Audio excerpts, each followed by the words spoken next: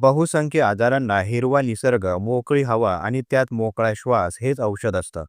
मानसशास्त्राच्या दृष्टीने बघितले तर निसर्गाच्या सानिध्यात असताना माणसाची मनस्थिती सुधारते, चिंता आणि तणाव कमी होतो. वनस्पतींचा रंग हिरवा हा शांतता आणि समतोलाचं प्रतीक आहे, जो मनाला स्थिरता देतो. झाडांमधून मिळणारा प्राणवायू मानसिक ताजेपणा देतो आणि मेंदूच्या क्रियाशीलतेला चालना देतो. संशोधनातून सिद्ध झालं आहे की निसर्गात नियमितपणे वेळ घालवणारे लोक डिप्रेशन आणि चिंता यांसारख्या समस्यांपासून लवकर सावरतात. मोकळ्या हवेत चालणे, सूर्यप्रकाशात काही वेळ बसणे आणि पक्ष्यांचे आवाज ऐकणे यामुळे सेरोटोनिन आणि एंडोफ्रिन सारखे आनंददायक हार्मोन्स स्रवतात. त्यामुळे निसर्ग म्हणजे केवळ सौंदर्य नव्हे, तर एक प्रभावी उपचार पद्धती सुद्धा आहे. धन्यवाद.